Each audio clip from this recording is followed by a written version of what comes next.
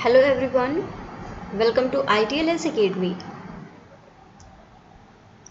हमारा lecture continuation है quality assurance and quality control in molecular laboratory का। इससे पहले इसके 5 पार्ट्स डिस्कस किए जा चुके हैं।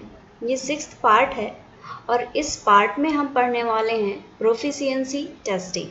चलिए देखते हैं क्या होता है proficiency testing.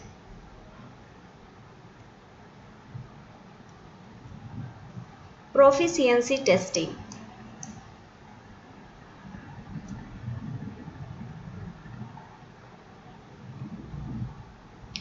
Proficiency testing refers to the analysis of external specimen from a reference source supplied to independent laboratories. Proficiency testing का मतलब होता है किसी भी ऐसे एक्सटर्नल स्पेसिमेन की एनालिसिस जो कि किसी भी रेफरेंस सोर्स के द्वारा सप्लाई किया गया हो, किसी भी इंडिपेंडेंट लेबोरेटरी के रेफरेंस सोर्स के द्वारा सप्लाई किया गया हो। Proficiency testing is performed to assess the skills. सबसे पहला पॉइंट आता है प्रोफिशिएंसी टेस्टिंग का यूज़ क्यों होता है। तो सबसे पहला स्किल को एसेस करने के लिए, that is competency of laboratory personnel performing molecular assay. जो भी लैबोरेटरी पर्सनल, जो लोग मॉलिक्यूलर एसे को परफॉर्म कर रहे हैं, उनकी जो कॉम्पिटेंसी है, उनकी स्किल्स को एसेस करना, as well as the performance of the assess itself. जो एसेस हो रहा है, जो एसे है जिसको किया जा रहा है किसी भी लेबोरेटरी पर्सनल के द्वारा, उस एसे की परफॉर्मेंस को भी इसके द्वारा एसेस किया जाता है। Availability of comprehensive test specimen in the rapidly expanding area of molecular diagnostics is sometimes problematic. जो comprehensive test होता है किसी भी specimen का, कभी कभी इसकी जो अवेलेबिलिटी होती है, बहुत रैपिडली एक्सपेंडिंग एरिया है मोलिकुलर डायग्नोस्टिक का, तो कॉम्प्रिहेंसिव टेस्ट की अवेलेबिलिटी कभी कभार प्रॉब्लमैटिक होती है।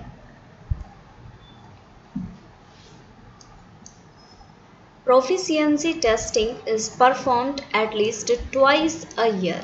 Proficiency testing को कम से कम साल में 2 बार परफॉर्म किया जाना चाहिए। With the proficiency samples tested within routine patient runs. जो proficiency सैंपल जो रूटीन पेशेंट रन्स होते हैं, उनके साथ ही साथ जो proficiency टेस्टिंग है, कम से कम 1 साल में 2 बार इसको परफॉर्म किया जाना चाहिए। The specific procedures should be defined and documented in the laboratory.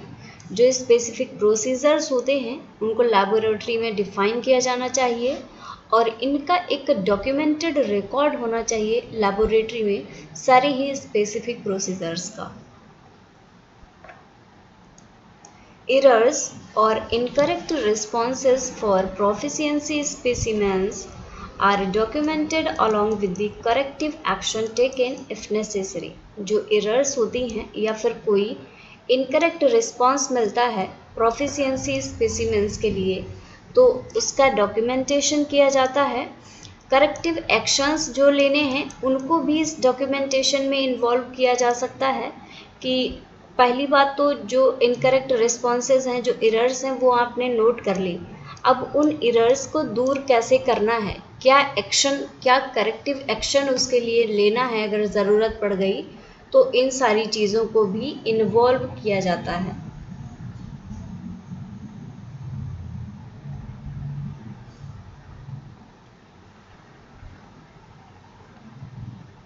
अब नेक्स्ट हम बात करेंगे डॉक्यूमेंटेशन ऑफ टेस्ट रिजल्ट। जो भी टेस्ट हो रहा है उसका जो रिजल्ट आ रहा है उसका डॉक्यूमेंटेशन कैसे होता है। डॉक्यूमेंटेशन इन द सेंस, जो भी रिजल्ट्स हैं, आप कोई पर्टिकुलर डॉक्यूमेंट बनाएंगे, उसमें आप अपने रिजल्ट्स को डॉक्यूमेंट करेंगे, तो उसका डॉक्यूमेंटेशन कैसे होता है।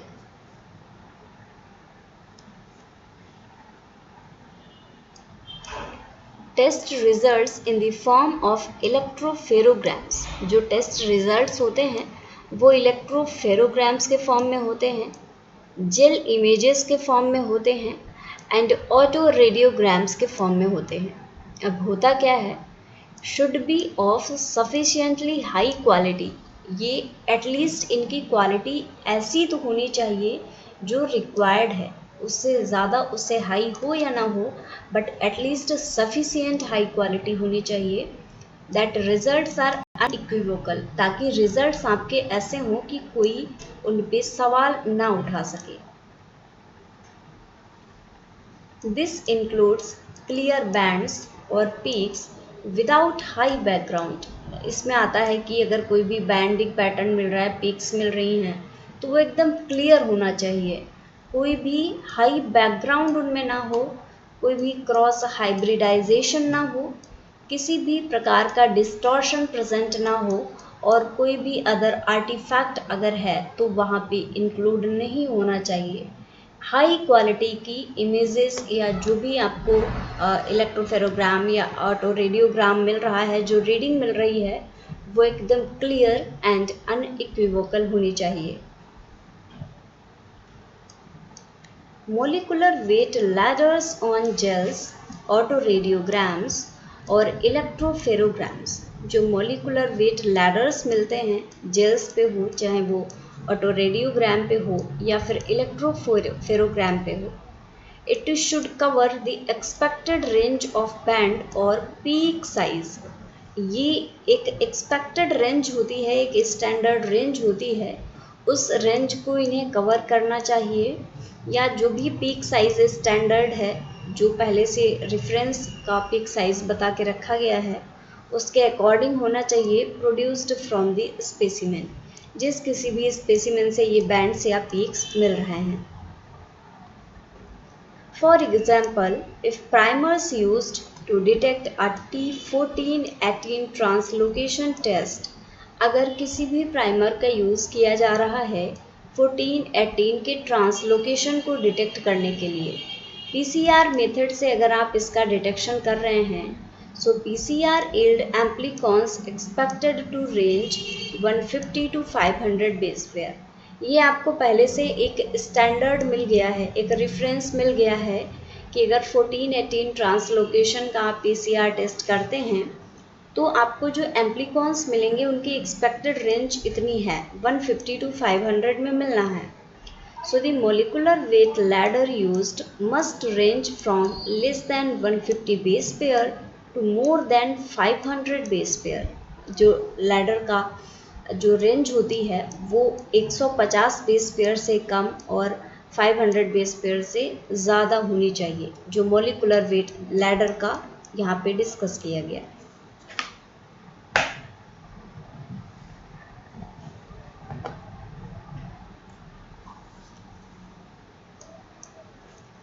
A record of the assay conditions and recent lot numbers is kept with patient results.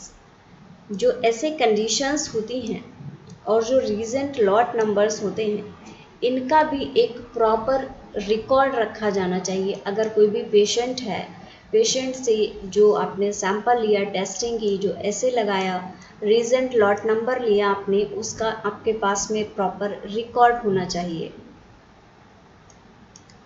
Identification of the technologist performing the assay may also be included. जो रिकॉर्ड आप रख रहे हैं, उस रिकॉर्ड में आपको जिस टेक्नोलॉजिस्ट के द्वारा उस टेस्ट को परफॉर्म किया जा रहा है उसको भी इंक्लूड करना होता है। ये कंपलसरी नहीं है, ऑप्शनल है, आप इंक्लूड कर सकते हैं। If DNA is cut with restriction enzymes for southern blot or PCR restriction fragment length polymorphism, अगर आप DNA को किसी भी restriction enzyme से कट करते हैं southern blot के लिए या फिर PCR RFLP के लिए, RFLP that is restriction fragment length polymorphism, तो आपको क्या होता है, complete cutting by the restriction enzyme is verified on control target। जो complete cutting होती है restriction enzyme के द्वारा, उसको कंट्रोल टारगेट पे वेरीफाई किया जाता है and documented by photography of the cut DNA on the gel after electrophoresis. और इसका डॉक्यूमेंटेशन फोटोग्राफी के द्वारा किया जाता है। जो भी आपका कट डीएनए है जेल पे इलेक्ट्रोफोरेसिस के बाद में उस कट डीएनए की फोटोग्राफी होती है और उसका डॉक्यूमेंटेशन होता है। DNA digested with DNAs for array analysis is also documented in this way to confirm proper fragment sizes। जो DNAs एंजाइम से डाइजेस्टेड DNA होते हैं एरे एनालिसिस के लिए, उनका डॉक्यूमेंटेशन भी इसी तरीके से किया जाता है ताकि प्रॉपर फ्रैगमेंट साइजेस को कंफर्म किया जा सके।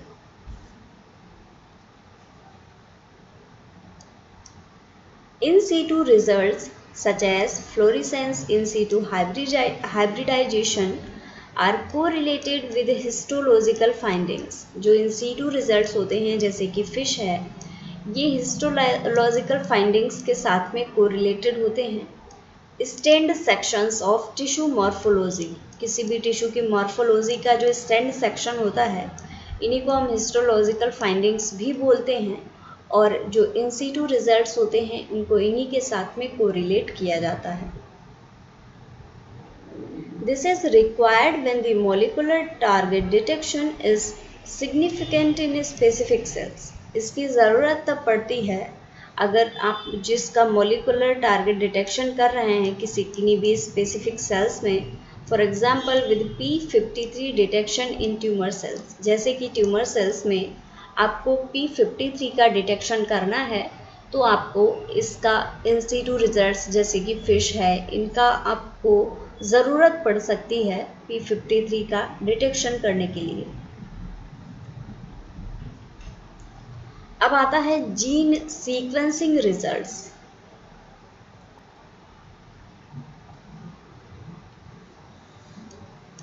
Direct sequencing is increasingly used in clinical applications to detect gene mutations or to type microorganisms।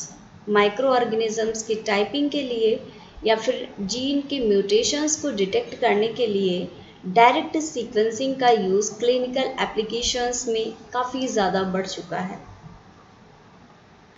Sequence data must be of adequate quality. जो सीक्वेंसिंग का डेटा होता है वो एडिक्वेट क्वालिटी का होना चाहिए with acceptably low base line, जिसकी कि बेस लाइन बहुत लो होनी चाहिए, specially if heterozygous target states are to be detected.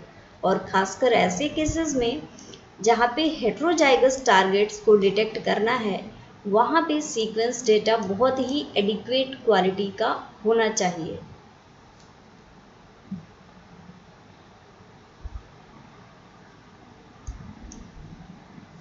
Repeated sequencing across the same area. किसी भी सेम एरिया में अगर आप दोबारा से सीक्वेंसिंग कर रहे हैं और resequencing for non sequence change is sometimes performed only on one template strand. ये जो रीसीक्वेंसिंग है अगर आप पहले से ही सीक्वेंस जानते हैं तो कभी कभार इसके लिए सिर्फ एक ही टेम्पलेट स्ट्रैंड की ज़रूरत पड़ती है। However sequencing of both strands is best. लेकिन अगर आप दोनों ही स्ट्रैंड्स की सीक्वेंसिंग करवाते हैं तो ये बेस्ट होता है, लेकिन कभी कभार आप एक सिंगल टेम्पलेट स्ट्रैंड को भी यूज़ कर सकते हैं अगर आप रीसीक्वेंसिंग को परफॉर्म कर रहे हैं।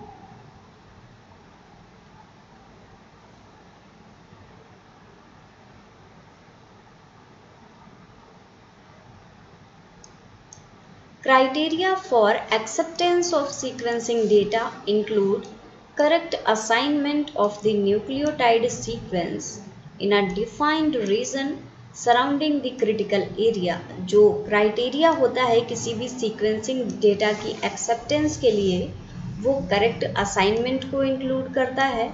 न्यूक्लियोटाइड सीक्वेंसेस के correct assignment in a defined region surrounding the critical area. किसी भी क्रिटिकल एरिया में कोई डिफाइंड रीजन होता है और उसी के अकॉर्डिंग सीक्वेंसिंग डेटा को एक्सेप्ट किया जाता है।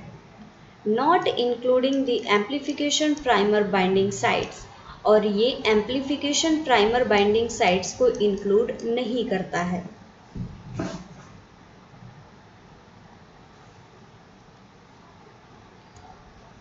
अब आता है reporting results. Test results are reported in terms that are unambiguous to readers who may not be familiar with molecular method or terminologies. Test result ऐसे तरीके से डिटरमाइन किए जाते हैं ताकि जो रीडर है, जो मॉलिकुलर मैथोडोलॉजी से फैमिलियर नहीं है, वो भी उन चीज़ों को समझ सके। The test report must clearly convey the method or manufactured kit used, the locus, mutation or organism tested, the analytical interpretation of the raw data, and the clinical interpretation of the analytical result.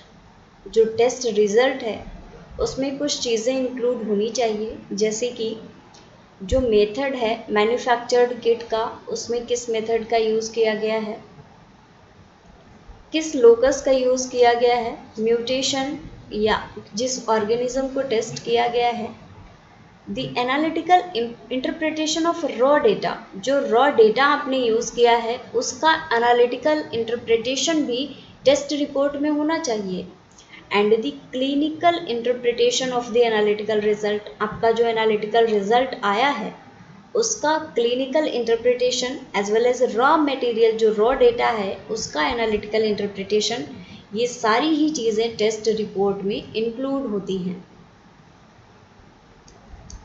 The likelihood of false positive or false negative results are also included in a report.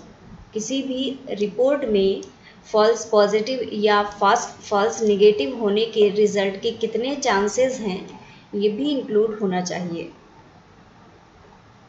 Mutation detection is not guarantee, especially in large genes with hundreds of possible mutations that may or may not effectively compromise gene functions. अगर बहुत बड़ा gene है तो उस case में mutation की guarantee नहीं हो सकती कि जो टेस्ट हुआ है उसने म्यूटेशन को डिटेक्ट ही कर लिया है, क्योंकि बहुत से म्यूटेशंस पॉसिबल हो सकते हैं जो कि जीन फंक्शन को अफेक्ट भी कर सकते हैं और नहीं भी कर सकते हैं। The mutation detection rate for this type of gene and the residual risk of undetected mutations are therefore included in the test report. जो म्यूटेशन डिटेक्शन रेट होता है इस टाइप के जीन्स के लिए, उनके लिए रेजिडुअल रिस्क और अनडिटेक्टेड म्यूटेशंस को भी टेस्ट रिपोर्ट में इंक्लूड कर लिया जाता है।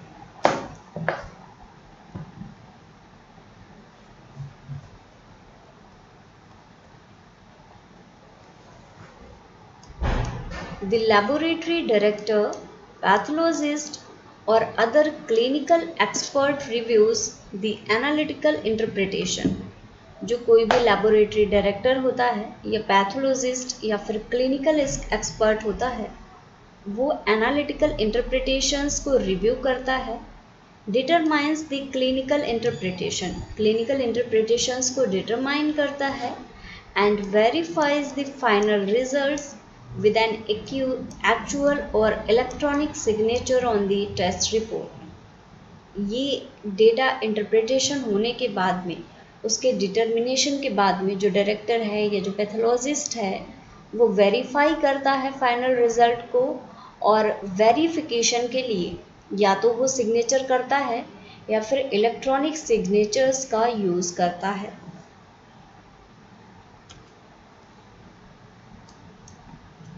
When class 1 ASRs are used in analytical method, जब class 1 ASRs को यूज़ किया जाता है, the following disclaimer is included in the test report. कुछ disclaimer include किया जाता है test report में, जैसे कि the FDA has determined that such clearance or approval is not necessary. जो डायरेक्टर हैं या जो वहाँ पे डिटरमाइन कर रहे हैं टेस्ट रिजल्ट्स को, उनके द्वारा क्लियरेंस या अप्रूवल नेसेसरी नहीं है, इसका डिस्क्लेमर दिया जाता है। This test is used for clinical purpose, इस प्रकार के टेस्ट का क्लिनिकल पर्पस के लिए यूज़ किया जाता है। It should not be regarded as investigational और फॉर रिसर्च, ये जो टेस्ट होते हैं इनको इन्वेस्टिगेशन के लिए या फिर रिसर्च के लिए यूज़ नहीं किया जाना चाहिए।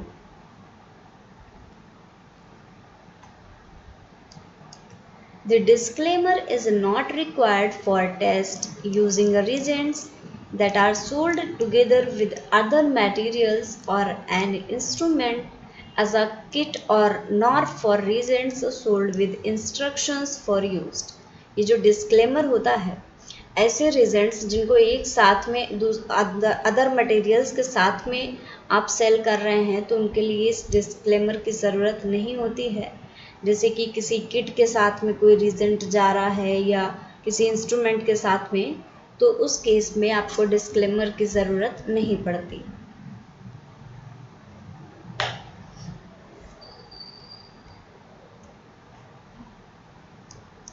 Technologist should refer request for patient data to supervisor. जो टेक्नोलॉजिस्ट होते हैं उनको जो पेशेंट डेटा होता है उनको सुपरवाइज़र को रेफ़र करना चाहिए। Data sent by facsimile must be accompanied by a disclaimer such as the documents accompanying this telecopy transmission contains confidential information belonging to the sender that is legally privileged। कुछ इस तरीके का disclaimer चलाया जाता है जो डेटा भेजा जाता है कि ये जो डॉक्यूमेंट है, जो टेलीकॉपी जो भेजी गई है, उसकी कॉन्फिडेंशियल जो इन्फॉर्मेशन है वो सेंडर से बिलोंग करती है। And this information is intended only for the use of individual or entity name above। और ये जो information है इसका यूज़ सिर्फ वही कर सकता है जिसने भेजा है या फिर जिसके लिए भेजा है।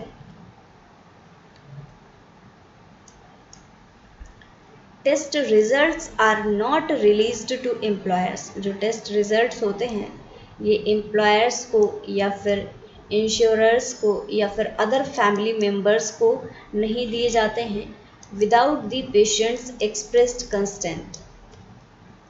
Any data discussed in public forum are presented such that no patient or pedigree is identifiable by the patient or the general audience. कोई भी डेटा इस तरीके का पब्लिक में नहीं डिस्कस किया जाता है या प्रेजेंट किया जाता है जिससे कि पेशेंट या फिर जो पेडिग्री है पेशेंट की वो जनरल ऑडियंस के सामने पहुँचे, प्रेजेंट हो।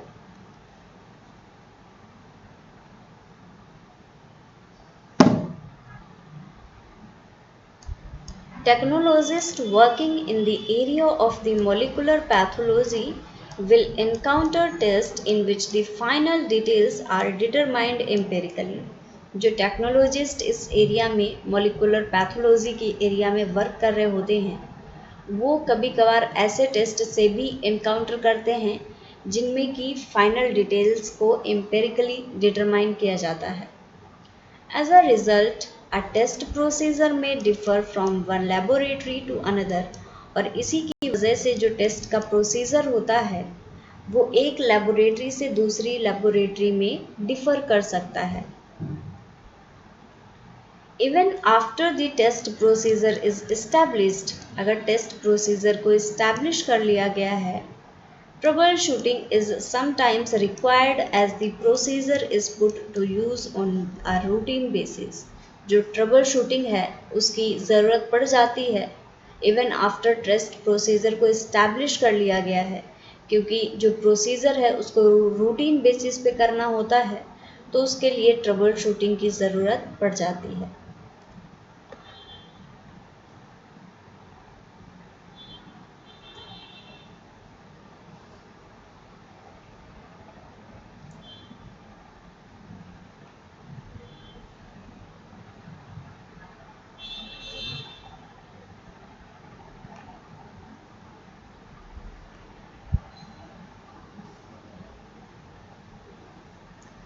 So thank you everyone for watching this session. Like this video, share and subscribe to our YouTube channel. For any further query, you can call us on our helpline number. So thank you very much everyone. Thank you for watching this session.